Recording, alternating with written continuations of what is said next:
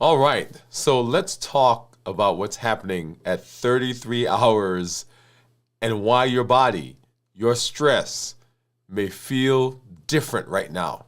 Hey, at this point, you're not just skipping meals. Your body has crossed what I call the transition point. You're moving from fuel dependence to fuel flexibility. From what I ate today to what I've stored and can move and can now use. And that's what we're going to unpack tonight. Calmly, practically, with your actual numbers, my actual numbers on the screen right here, right now. Hey. Welcome back. If you're new to me, I'm Dr. Dwain Woode. That's Wood with an E. The E stands for endocrinology. I educate, I empower, and I encourage you to take charge of your health and your life, avoid complications, and go to the next level. We're creating the life we've always wanted, and we are living limitless lives. I am here because I want you to have the success in your health, just like you're having success in other areas of your life, so that you can show up for the things that are important for your family, for your friends, for the community. You don't need superhuman strength. What you need is a strategy you can trust.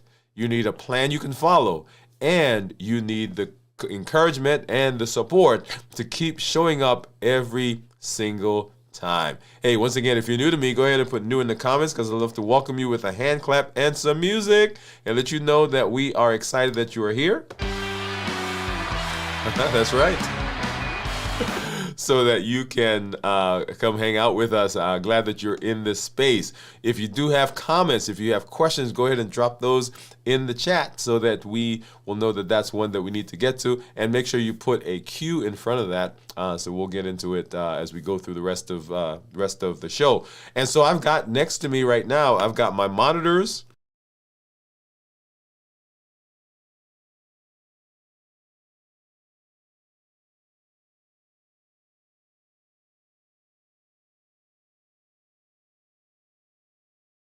As we get into the rest of the show tonight.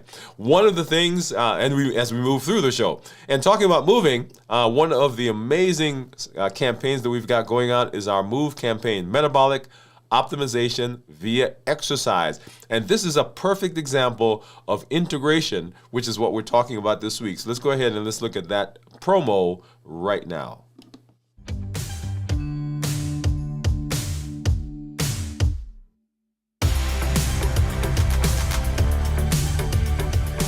Welcome to MOVE, Metabolic Optimization via Exercise.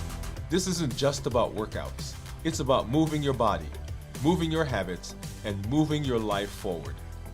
Each episode builds consistency, strength, and resilience step by step.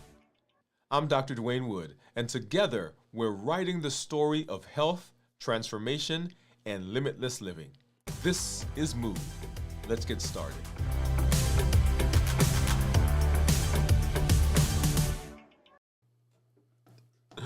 All right, so I am excited about that episode, or not that episode, but that series that we're doing. Remember, our goal here is to provide for you the space where you can just come and you can plug in, and you can become a part of what we're doing. Hey, I want to say welcome to you, whatever platform you're on right now, whether you are here on Facebook, you're on YouTube, you're on Twitch, you're on LinkedIn, wherever you find yourself, welcome. And welcome to all of you from whatever city, town, country, village, wherever you are. Go ahead and drop that in the comments, because we'd love to say hello and welcome you to the space and give you a shout out wherever you find yourself and wherever you're watching us from. A special shout out to our accelerator members. Thank you for coming through and hanging out with us. And then this week, a special shout out to our folks from Atlanta, Berean. We had some comments on one of the videos that we had some folks who were joining us from Atlanta, Berean, and I responded to that. If you've not looked at that yet, we did respond to that message that you sent us through YouTube. And also, one of the comments was that they wanted to join us for fasting. And so we start our fast on a weekly basis on Tuesdays. And we do our pop-ups right about maybe 1-ish, 1:30. Central Time. So that starts on Tuesday when we start the fast, and then Wednesday and Thursday as well. We have the same schedule, and then of course here we are on the show tonight. So let's go ahead and we're going to take a look at our check-in. So we're doing a check-in for fasting, but we're also doing a check-in because I like to talk about what's going on in my body. There are 3 areas that we want to look at. And that's what's happening with me physically, mentally, and emotionally, because those are the places where we will find that people will have their biggest issues: physical, mental, and emotional. These are places most people feel the fast first. Okay, so let's walk through and let's talk about those. So physically, people often ask, what should my energy level feel like? Right? Should I be tired? Should I be wired? Should I be weak? And right now at 33 hours, first, I am feeling a bit tired this week because sounds like I'm catching a cold, and you may hear that in my voice a little bit. I'm not feeling weak or dizzy, no sweaty, no palpitations, but I could tell, right? So plus it's cold, and we're coming off the heels of some travel. So lots of things going on. And so physically, I'm not 100%, but I'm not feeling like I'm hitting a wall or I'm walking through mud is another thing that people talk about. And if you're not feeling exactly the same, that doesn't mean that there's something wrong, right? So if you're not feeling 100% all the time, it could be that something else is going on. Maybe you're catching a cold, maybe you didn't rest, maybe you've been traveling. But you do want to pay attention to your body as we are moving through the fasting, because physical is one of the most important. The next, of course, is mental, right? So mentally, how are we feeling? And when we talk about what's going on mentally, this tends to go along with the energy that comes from the physical, right? So your body's adapting, but mentally, do you feel clear? Do you feel foggy? Do you feel dull? And we'll talk more about why this can happen when we do our complete review of fasting on Friday. When you come back, when you come back, we'll walk through how do you prepare for the fast, how do you get through the fast successfully, and then of course, how do you break the fast. For now, I am actually feeling pretty good. I'm thinking clearly. I'm feeling sharp. Even though I'm tired and I could tell that, yes, something is coming on. I've been doing a good job of hydrating. I'm going to get some good rest tonight, right, to make sure that I kind of stave that off. So physically, mentally, and then finally in our check-in is how are we feeling emotionally. So emotionally looking at ourselves is important because the energy that comes from the physical and the thought process that goes into the mental will show up here, right? We can feel irritable, we can feel down, we can feel lots of things in the emotional if we're not doing a good job of the other, right? Of the other two. And because I've been doing a good job, because I noticed something was going on, and so, like I said, physically I'm not 100%, but I've been getting good rest, and I feel like I'm thinking properly. Emotionally, I'm still functional, right? And so all of this, once again, all works together, and that's the whole idea of the integration that we're dealing with this week. So we often think that things don't affect each other, but they do. And one of the conversations I've had this week, actually today, with a lot of people is how different aspects of our lives will affect our blood sugar and then ultimately how it affects our metabolism. Okay? Now, let's go ahead and let's take a look at my numbers. And we're going to start by looking at my Libre, and that is right here. So you'll see right now that my Libre says that my blood sugar is 62, right? So that's the number that you see right there, 62. And if you look at this graph down below, you'll see that for most of the latter part of that graph, the blood sugars have been kind of hanging in the red. The first part of the graph means that where it's white means that those blood sugars are above 70. And then below where it's red is when it's below 70. And so if I take my finger now, I can kind of scroll across and you'll see what those numbers are right there, right there. And so right there, it dropped below 70 for the first time. And then for most of the afternoon and into this evening where we are right now, we've kind of stayed there. And we popped up 70 just a little while there and then back down, which is what I would expect. Okay. Now there is and we've talked before, and when we see the Dexcom, you'll see some differences there. There is a difference between what the Libre gives and what the Dexcom gives. And if you've been kind of paying attention to what's been going on in the news, there's been a recall on some of the Libres, and so you make sure you're touching base with your healthcare provider, because they should, and your pharmacy actually should be contacting you as well. Okay.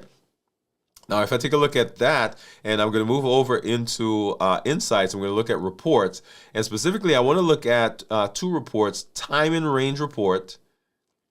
Right, that's how often I'm in range. And I'm going to go directly to the 90-day, because the 90-day is what gives us the A1C and is a marker of what's been happening over the last 3 months. And so we're looking at these numbers right here. You'll see that I'm in range 86% of the times, and then 13% low, and then 1% very low. And those that you see down here where it's low or very low, that's typically when I'm fasting. Other than that, I'm in the range that we're looking at.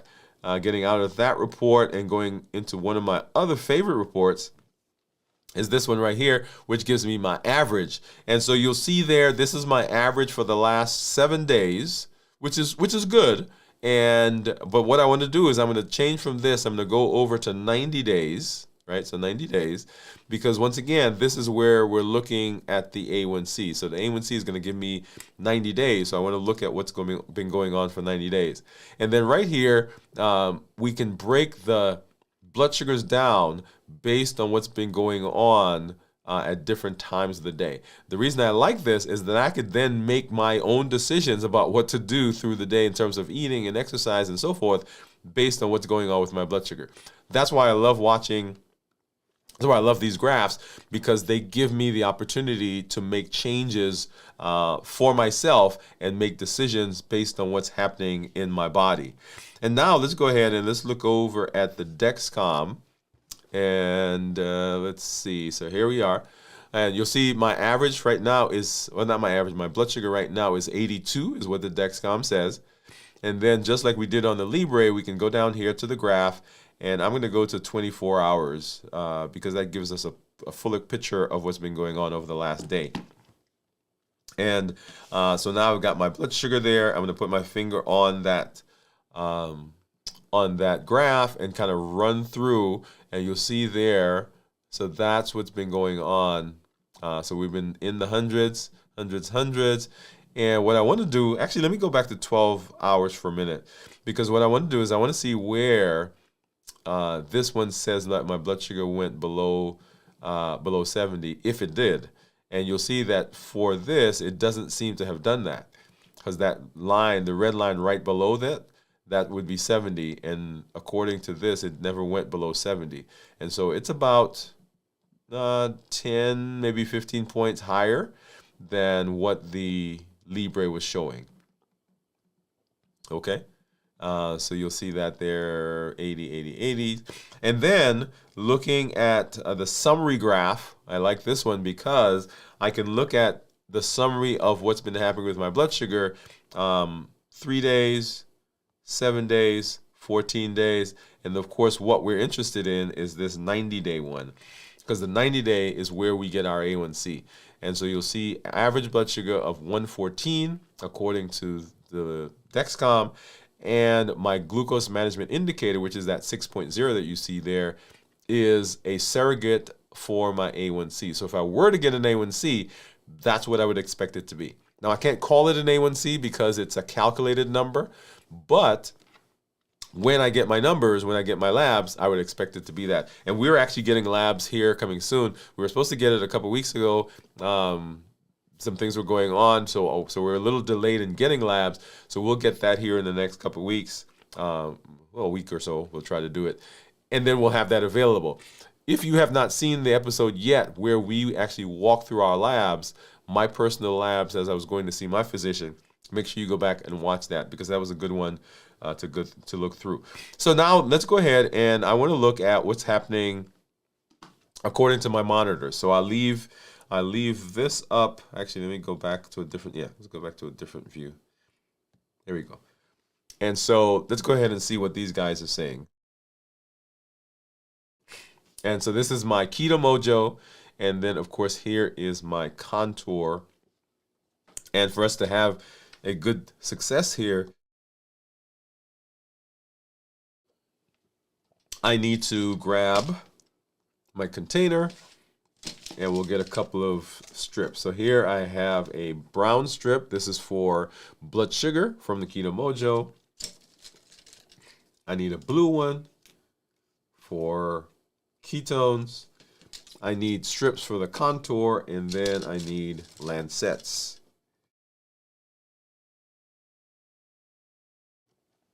We need lancets for this as well, okay? All right, so first, let's go ahead and get a strip into the contour.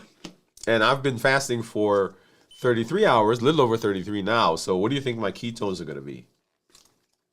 Go ahead and bring this up.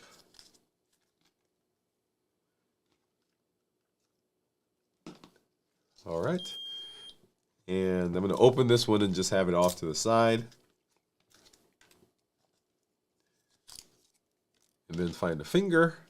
All right, so we've been picking on this one, so we're going to go ahead and keep doing that. And get a stick. So go ahead and start putting into the comments, what do you think my ketones are going to be? And I see somebody is already dropping in the comments. Let's see. Not a brisk drop, but enough for us to get that started. We need another one for the contour, and these are both blood sugar. So 69 is what the Keto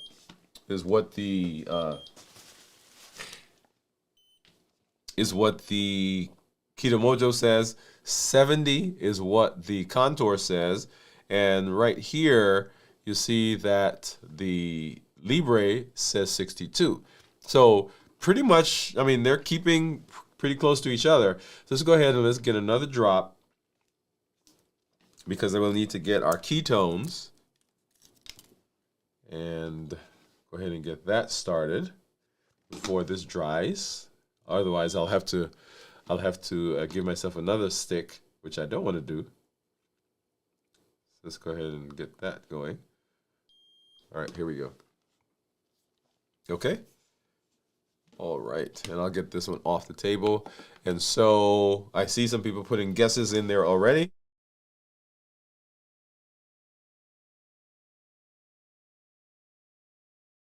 So 0.7 is what it is. And so let's go ahead, and I'm going to try to pull that over on my Keto Mojo app.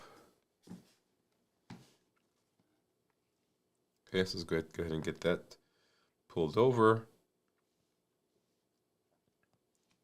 Let's get out of that, and let's go ahead and hit sync. And so when we talk about ketones that are less than 0.5 considered normal. Let's try again. 0.5 to 1.5 considered nutritional ketosis, and then above that, therapeutic ketosis. And so right now we are in that nutritional ketosis period, which is what you saw there, 0.7. So that means that my body is right now burning fat and converting it into energy, and so that's where those ketones are coming from. Okay.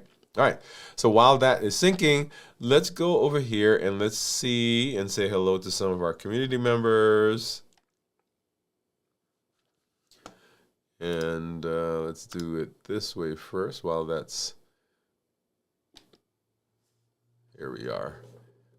And let's see, let's get rid of that one.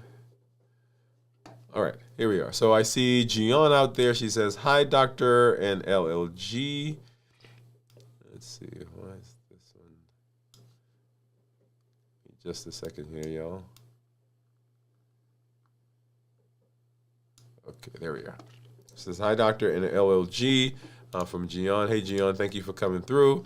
And she says she completed her 48-hour fast, and this was her 14th week. Congratulations. All right, so this is her 14th week of doing a 48-hour fast. So she said, you look like a young boy today. Yeah, I got my cap on. And this, by the way, is my Limitless Living cap, by the way. Let me can I take it off? Yeah. There it is. This is my Limitless Living cap, ball cap, all right? There you go. Okay, hopefully that didn't mess up my sound, but that's okay. All right, get that back on. All right, so you look like a young boy. So thank you. And then so Gian was guessing 0.4 was the ketone. Give me a second here, guys. All right, and then Steve says hello, friends. Smiley face. Hi, Steve. Hey, thank you for coming through, and hello to Gian.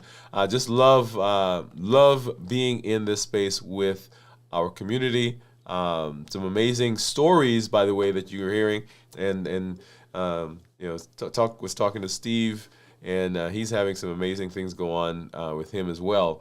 So just excited that this community is growing and the community is having good results in their health. So let's go ahead and let's hop over and let's get into our discussion for this evening. Okay, let's do that right now.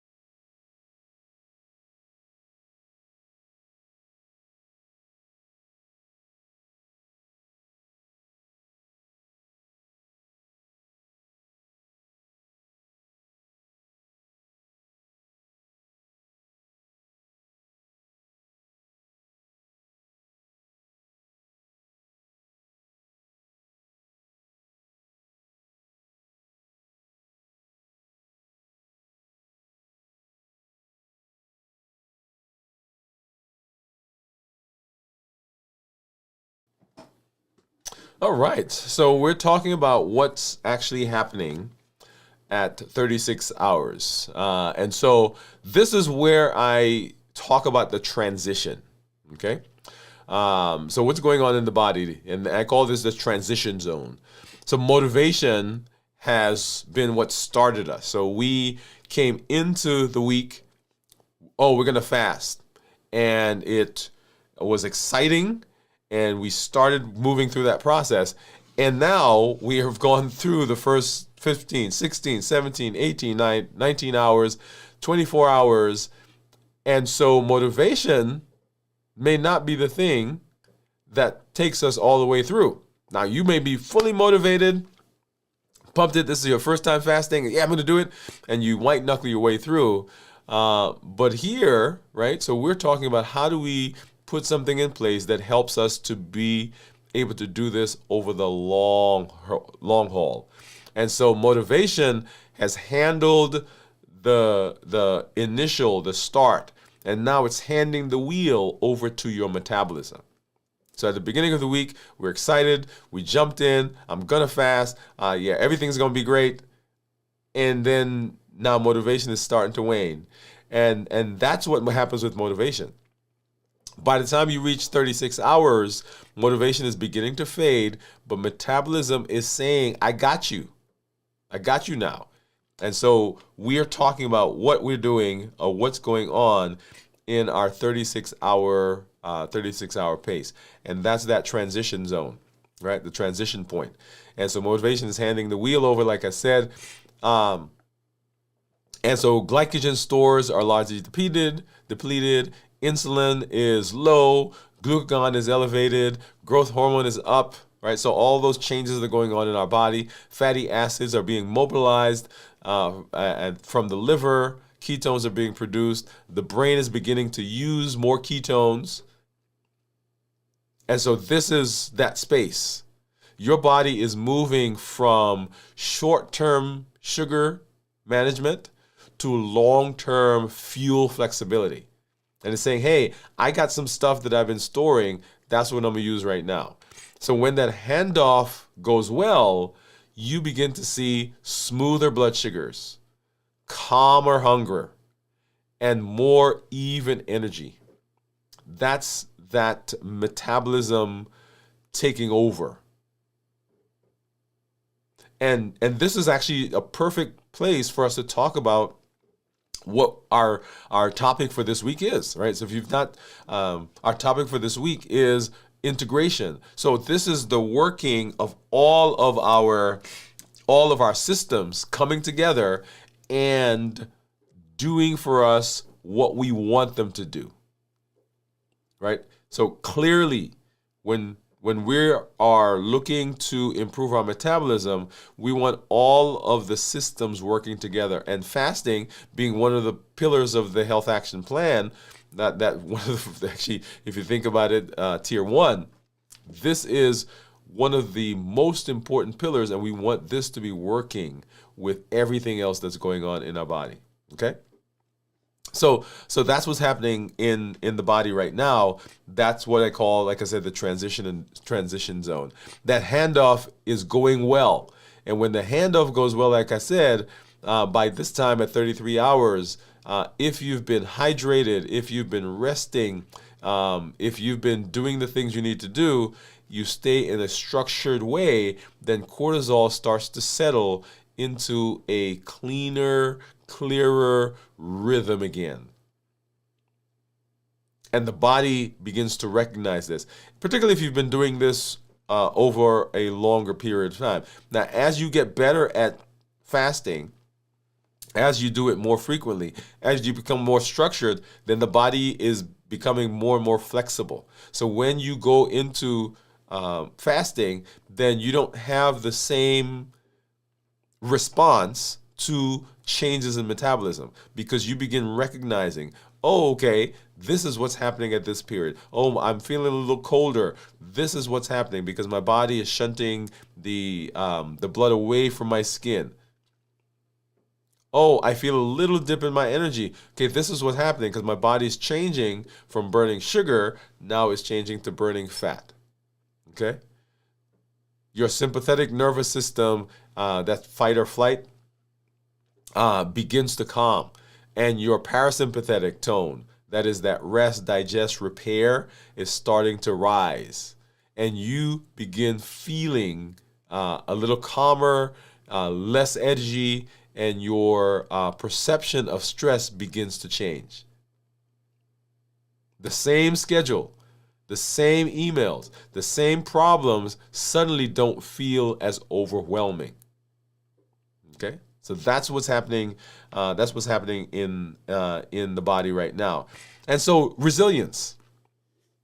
And we've talked about resilience in the past. So resilience is that ability to bounce back. And so when we are going through this transition, this is the ability of your system to say, okay, I understand what's happening. I don't have to react in an abnormal way. I don't have to break the fast. I don't have to get off of my plan because I now understand what's happening in my body. Right? It's a biological outcome. Resilience is not a personality trait. Oh, they're resilient, or he's resilient, she's resilient. It's not a personality trait. It's a biological outcome. At 33 hours, your body isn't just burning fat. It's actually retraining how to respond to stress. So let's talk a little bit about what's normal at 33 hours. You can see different things going on, and as you begin to learn your body, then you understand specifically what's happening there. So we're going to go through and we're going to talk about some things, and I already mentioned a few of them, but your body responds differently than mine. There's some general principles. For instance, you heard me talk a little while ago about chilliness, being a little colder. That happens because the body's shunting blood away from the cells, or from the skin. You're becoming quieter on the inside. The butterflies are calming. You may see some brief lightheadedness. You may feel your mood changing. These are all processes that are going on, and this is normal. Okay?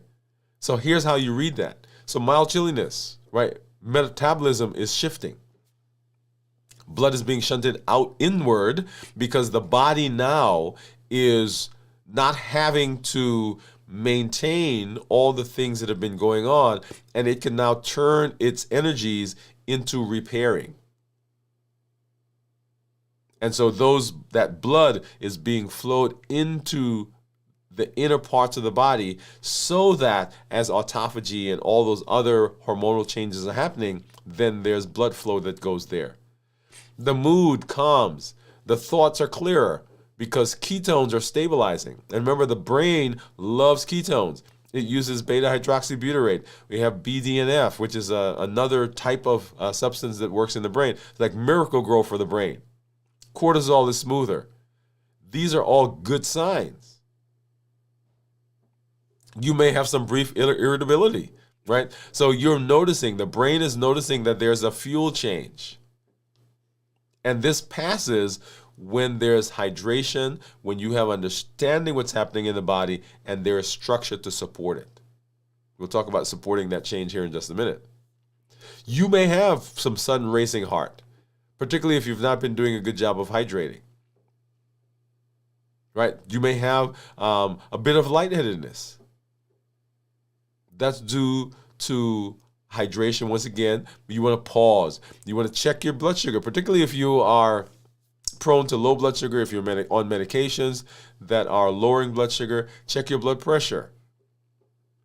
And then consider adjusting the fast if needed. Because remember, we are listening to our body. We're not just plowing straight ahead because, okay, by God, this is what they say I'm going to do. I'm going to do it. No, we are, our series, remember, play your own game. We are doing things in our body that are beneficial, but we're also doing things that are safe. We're not trying to be heroes. This is not a race. We're trying to be informed and do things in a strategic way so that we can do it over the long haul. Okay? We can do it over the whole long haul. So what are some things that we can do in the time, right? If we're noticing some of these changes, what are some practical things that we can do? Well, the same tools that we've been talking about before, right? Number one, hydrate. Make sure you're hydrating. At this stage, even mild dehydration will show up and make your heart go faster, make it work harder, will exaggerate your lightheadedness, and it will make your stress feel louder. So as you're moving through this, you want to sip water regularly. And you see me grab my mug here, right, as I go throughout the show, and I'm mindful of making sure that I'm sipping as I go through the day. If you need electrolytes, sodium, maybe a little, drop some of that into some water. That can help as well. You want to avoid chugging, right, all at once. So this can cause nausea. It can cause discomfort, right? So number one, making sure you're hydrated. Number two, you want to do some deliberate breathing, some breath work. Controlled breathing, box breathing, for example, right? So breathe in for 4, 1, 2, 3, 4. Hold it for 4, 1, 2, 3, 4. Breathe out for 4, 1, 2, 3, 4.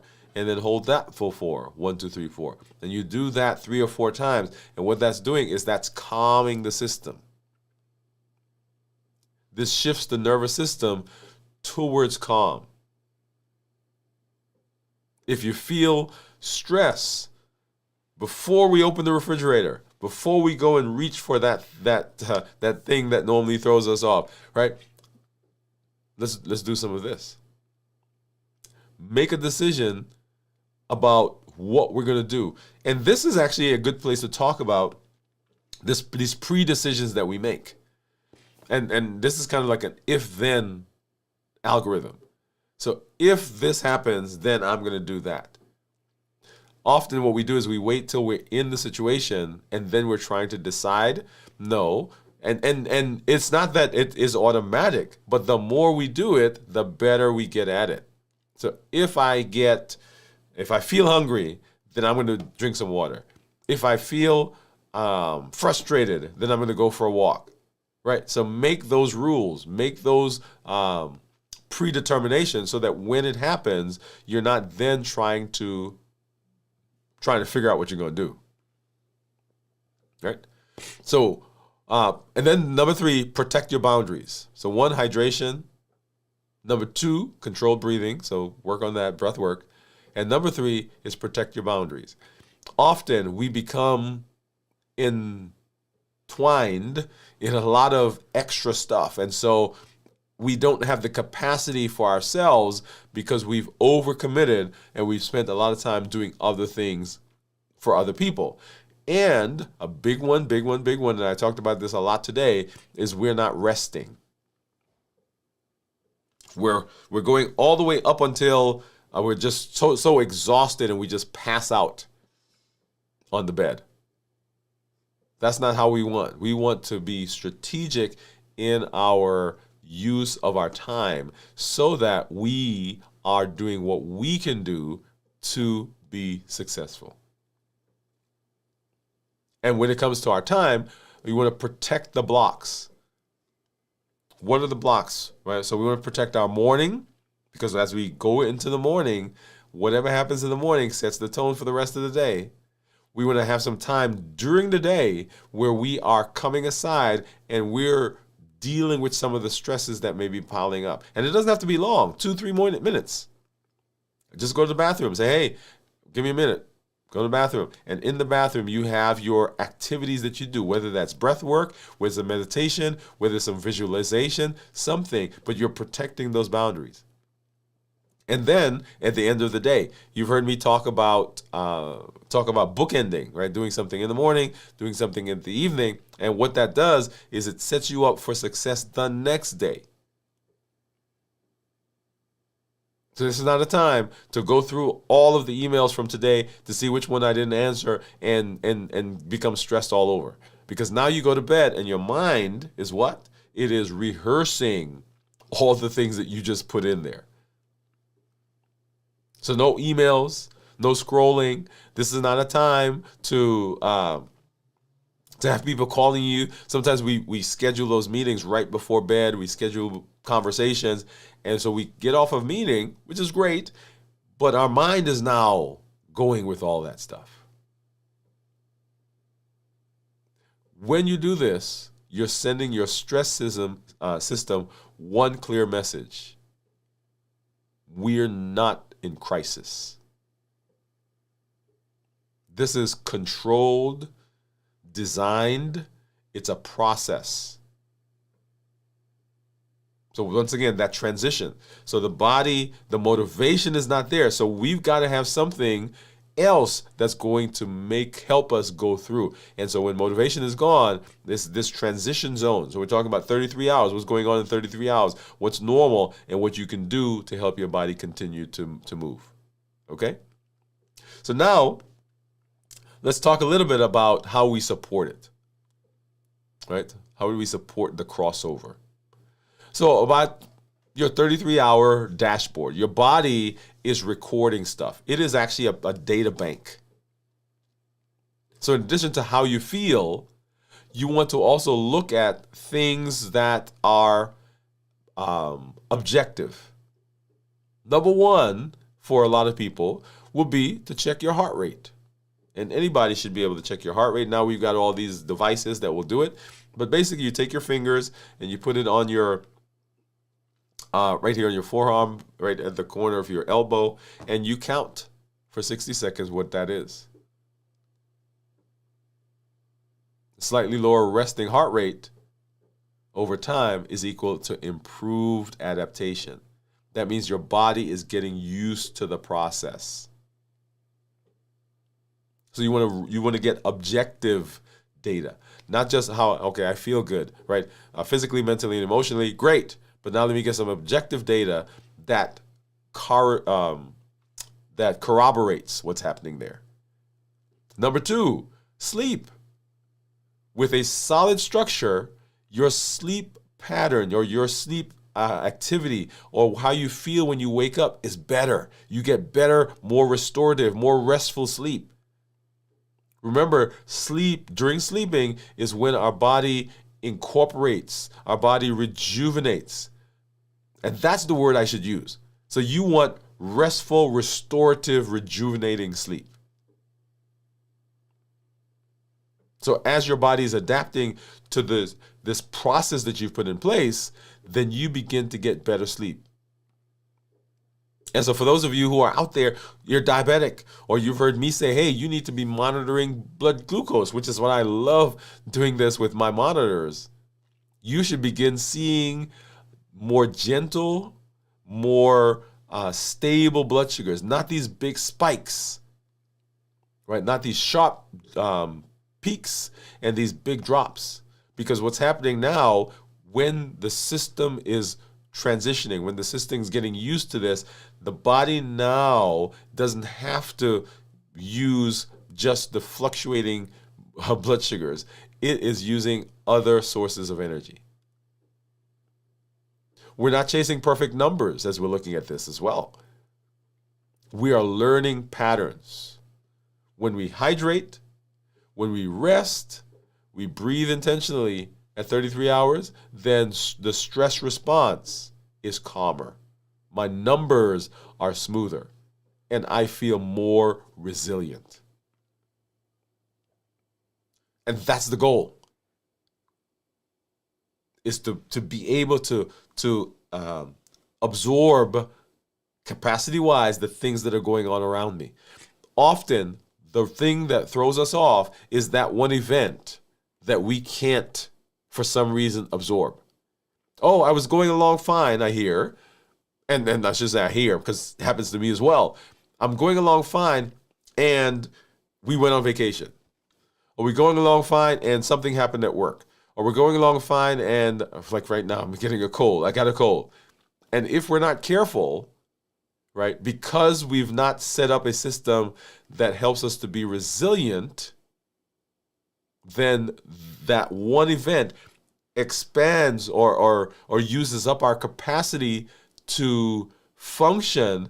And because the capacity is not there, everything else falls apart, which is going back to our initial thought that I was telling you earlier, the integration. So when all of our systems are integrated, we have better ability to be resilient. We have bigger capacities. See how that all flows together? Yeah, so that's what we want. So supporting that. So those are ways of supporting the crossover at this period right now. And so let's talk a little bit about your 24-hour or your 33-hour dashboard data. How do you do this? What does that mean?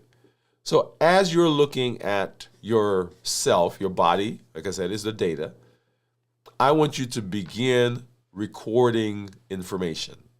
So if this is your first fast, this is your second fast, this is your third, whatever fast it is, you should have a way of documenting what the blood sugars do, documenting what your sleep is doing, documenting how your energy levels are. Because what we want to do is we want to begin tracing how we feel as we get better at fasting. Okay, last week, when I got to 33 hours, I was totally exhausted. Well, this week, as I got to 33 hours, I actually felt better.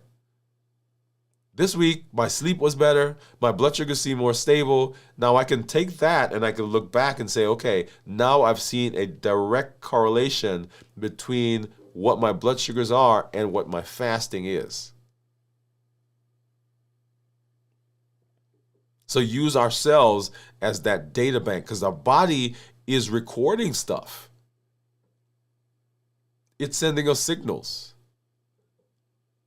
And if we're not paying attention, then we can, of course, miss, right? We miss those signals. And we don't want to miss those signals. We want to make sure that we are doing what we can to be successful there. Okay, so that's your dashboard. Let the data talk. And we're looking at this, by the way, without judgment. We are not saying, oh my goodness, my blood sugars are still fluctuating, so I must be doing something wrong. We just want to observe.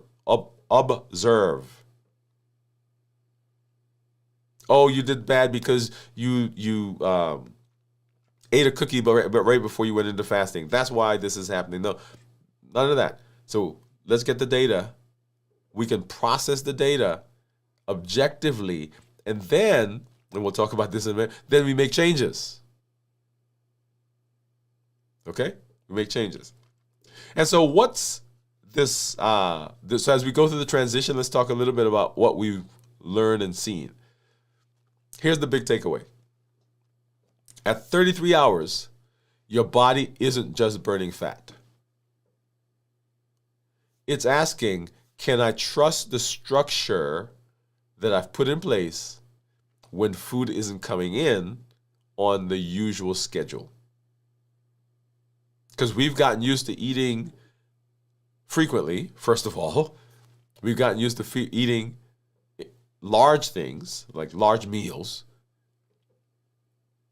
And now that we're not getting that coming in, then the body, we have to learn to trust it again.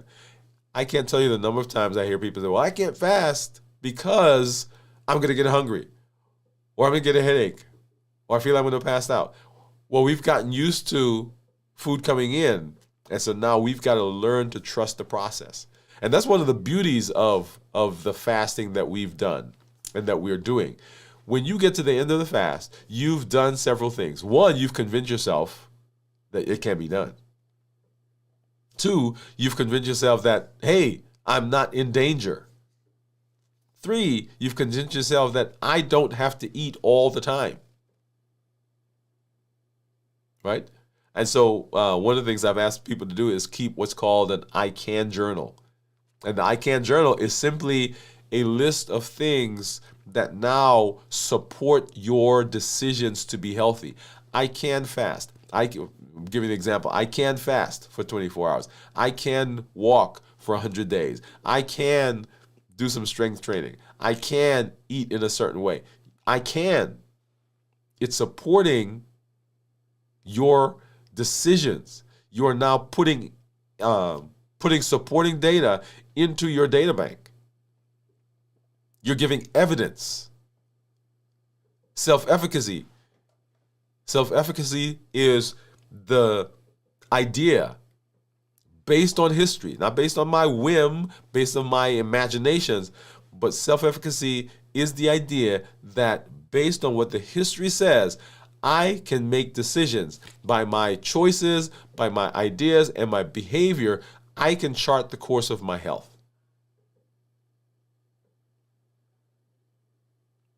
Right? So I can trust the structure when food isn't coming in on a regular basis. When the structure is clear, when hydration is in place, when rest is protected, when the rhythm is predictable, when the boundaries are honored, then cortisol stabilizes, energy stabilizes, and your brain begins to trust that fasting is a pattern, not a threat. And the systems begin to integrate. We don't need a lot of inspiration. It's not a lot of hype. It's just biology responding to the structure that you've put in place. Okay? That's the idea. And so, let's go ahead and let's talk a little bit about the inner design loop. Our inner design loop, three components of that: anchor, align, and adapt. Anchor, we're anchoring our behavior. We're looking, okay, who am I? What do I do? What am I about? I'm aligning. Are the things I'm doing, the behaviors, the choices I'm making, are they taking me in the direction that I want to go? And if not, or what tweaks can I make to make sure that this is where I need to be? So, what this week pulled you or kept you on course? All right, so we're talking about fasting, the IDL in fasting. What kept me on course? What is something that helped me in this direction? Was it a thought about my daughter, my son? Was it an idea that I needed to be healthy, to be around? Was it a desire to be around so I could spend time with my family and friends? Was it a desire, now that we're getting ready to retire, for me to want to be energetic and be functional so we can enjoy the things that we've been pouring all of our energies into saving for? Remember, it's not just about that number. And then are the choices, so that's the anchor. The alignment, are the choices I'm making consistent with where I say I want to be? If I'm trying to lose weight, are the choices I'm making supporting my weight loss? If I'm talking about improving my blood sugars, are the choices in food, in sleeping, in activity, are they supporting me getting the numbers I want? If I'm looking to improve my polycystic ovarian syndrome, reverse my diabetes, get my blood pressure down, get my cholesterol better, are my choices supporting me in that way? So remember, so what is my anchor? What is my bent? What am I about? Are my choices consistent with that? And then adapt. I've got to be evaluating. Am I getting from the procedures I'm doing, am I getting from the tools I'm using the thing that I think I should? And if not, what do I need to adjust? This is the inner design loop. It's a loop. It goes back over and over, right? So we are looking at this on a continued basis. That's one of the reasons why we do what we do on a weekly basis. This is not designed to be, let me do this for next week, or let me do this for next month, or let me do this for the next 2 months and then I'm done. This is a process that you are putting in place that's going to help you to be healthy and help you to be around for a long time. And if that's going to be the case, then we've got to have a process of evaluating and adapting and adjusting if we need to. And that's done by the inner design loop. Okay, IDL. Predictability builds metabolic peace. Predictability builds metabolic peace.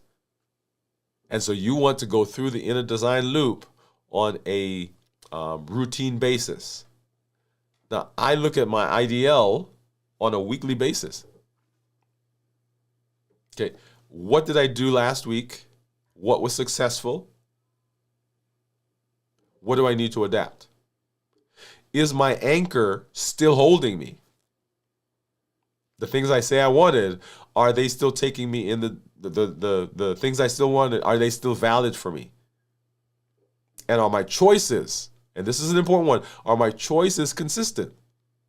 Because there are times when I am thinking about doing something, I'm in the process of going and doing something, I may be going to grab something to eat, and the thought comes to my mind, is this consistent with where I say I want to be?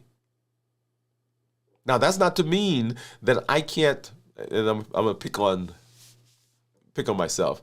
So that doesn't mean that I cannot eat Cadbury chocolate ever again. But it means that I'm going to make a decision right now that right now I'm not going to have it. I could have some tomorrow. I can have some next week. Right now, I'm not going to have it. And that allows me to have control. I'm going to have it tomorrow. I'm going to have it next week. I'm going to plan for it. And not just because I'm tired, frustrated, angry, whatever the emotion is, and I'm going to grab it because it soothes me. Does that make sense? And that's the whole idea behind what we're doing. Remember, fasting is a tool, like a hammer. You use it for a purpose, and then you put it down when you don't need it anymore. You're getting better blood sugars, movement on the scale, hormonal changes, and mental clarity. It is a tool. I get to use the tool. You get to use the tool. But you're also training your body for discipline, for trust. You're learning to be more resilient. The systems are integrating. You can't change your metabolic life and keep everything else exactly the same. They are all intertwined. The benefits of one spills over into everything else. Your relationships, your spiritual life, your decisions, all of that. That's why we do things in community, so that you don't walk it alone.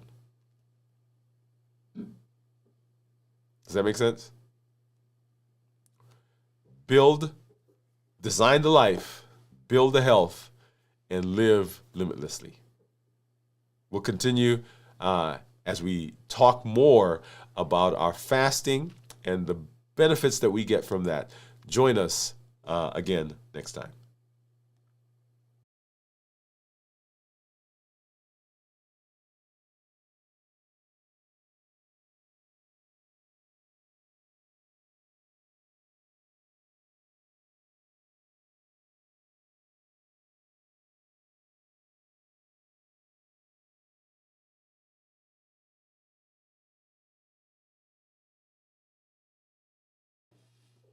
So I love the transition that happens at this time, and that's one of the reasons I love looking at my numbers. And I've got my phone, I've got my graphs that are there, and I look at it periodically through the day, because I get excited when I see that blood sugar go down, because I know that if the blood sugar is lower, then my ketones are going to be going up. And if my ketones are going up, then I am in the process of righting my metabolism. And here at 33 hours, remember, it takes 24 right at this time for the glycogen from my liver to go away. And so my body is getting ready, right? It's making that transition. So I'm moving from motivation. I'm into the transition zone. I'm seeing the changes in my body. And then our next episode is going to be 56 hours. That's the adaptation. So once we've moved from motivation, the transition is happening. My body is now in a space that is suited, is being prepared for what's coming next, and that's adaptation. All the changes, all the things that we talk about in terms of metabolic benefits are amplified in that space. So we'll do that tomorrow at our 56-hour check-in, tomorrow night right here on the show at 9 p.m. But tomorrow during the day, we'll be at our 48-hour pop-up, right? So our check-in. Come on by and we will talk more about what's going on. And Tomorrow night, we'll do our 36 adaptation zone. Of course, Friday, we'll do our complete review, 72-hour fasting, how to prepare for the fast, how to get through the fast, and how to break the fast. And then on Saturday, we've got video from the vault. Sunday, we've got This Week in Review. And we'll be right back here on Monday for Dwain Woode MD Live as we continue our Blueprints series. Okay? So now, before we go off, let's go ahead and hop back into our comments and see what's been going on with our community. Give me just a sec. Let me get back over there.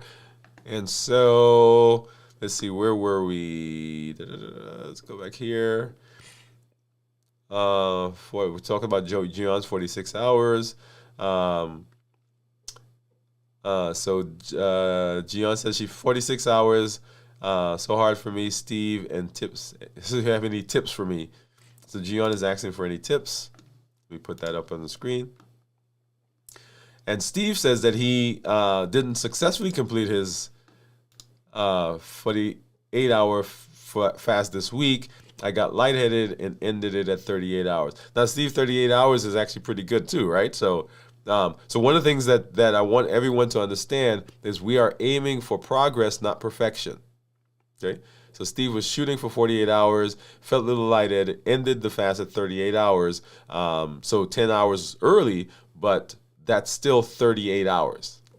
And so Gian says, good job. Yes, very good job. Steve says, I was hoping to do 48.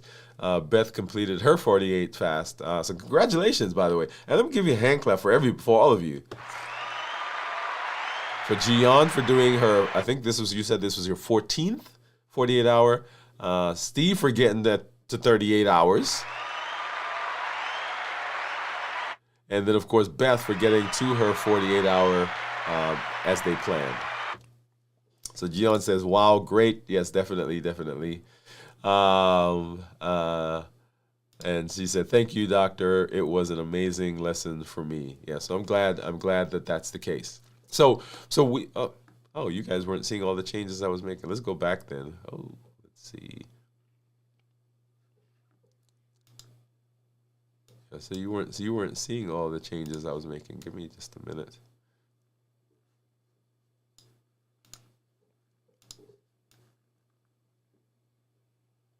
Here we are. Let's do this one.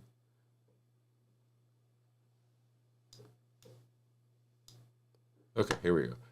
So let me go back up and start. So Gian saying fasting was tough. Steve says that he didn't successfully make it through. So Gian was saying, good job, Steve, 38 hours. And like I said, yeah, that 38 hours is good. He says, Beth got to her 48 hours.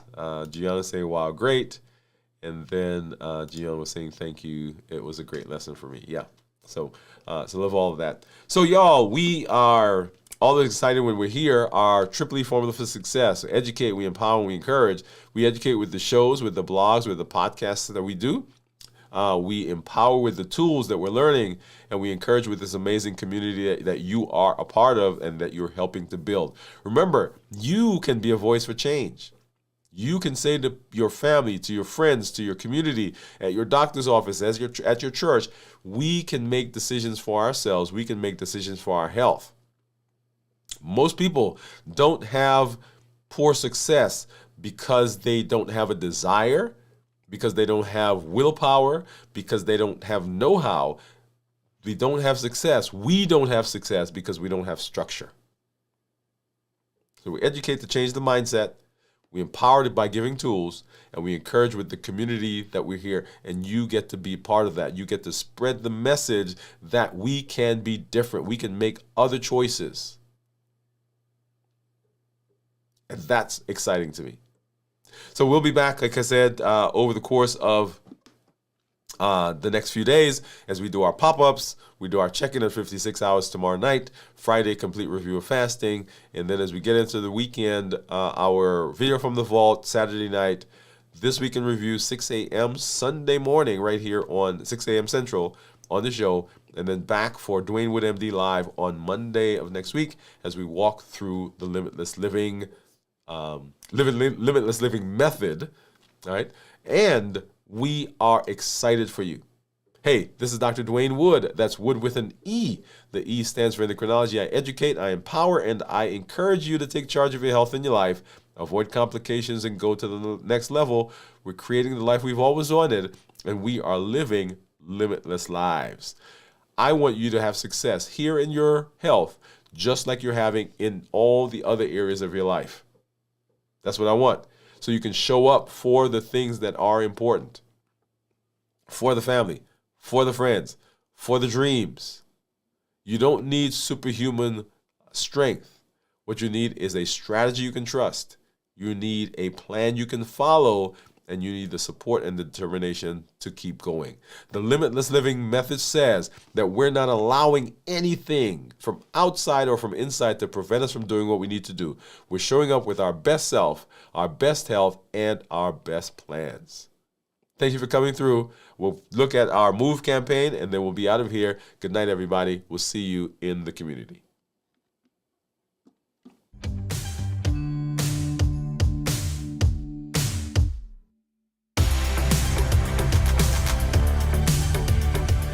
Welcome to MOVE, Metabolic Optimization via Exercise. This isn't just about workouts. It's about moving your body, moving your habits, and moving your life forward. Each episode builds consistency, strength, and resilience step by step. I'm Dr. Dwain Woode, and together we're writing the story of health, transformation, and limitless living. This is MOVE. Let's get started.